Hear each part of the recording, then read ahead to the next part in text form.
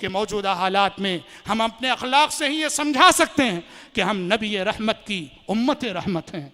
हम अपने अखलाक से ये समझाएं, जो गैर मुस्लिम जिनसे हमारा मिलना जुलना है, हमारा पड़ोसी, हमारा कारोबार का पार्टनर, हमारी गली में रहने वाला, हमारे मोहल्ले में रहने वाला, हम उसके साथ हमारा सलूक ऐसा बदले, हमारा रवैया ऐसा बदले, हमारी गुफ्तगू ऐसी बदले, हम मिलें तो मुस्कुराते चेहरे से मिलें। वो गैर मुस्लिम है सही, उसको इज्जत दें, उसका एहतराम करें, हमारा रवैया यकसर बदल जाए। मामलात करें तो ईमानदारी के साथ करें, अमानतदारी के साथ करें।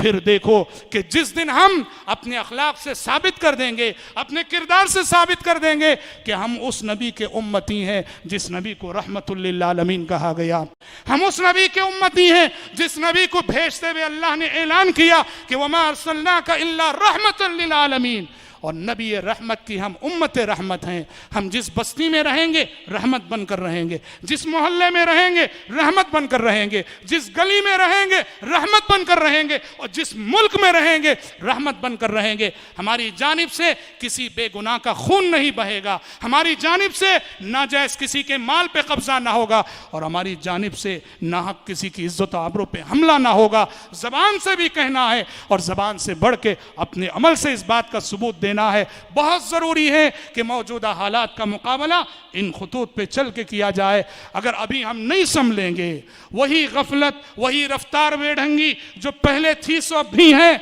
अगर वही सूरत हाल रही तो फिर इकबाल की ज़बानी, न समझोगे तो मिट जाओगे हिंदी मुसलमानों, न समझोगे तो मिट जाओगे हिंदी मुसलमानों।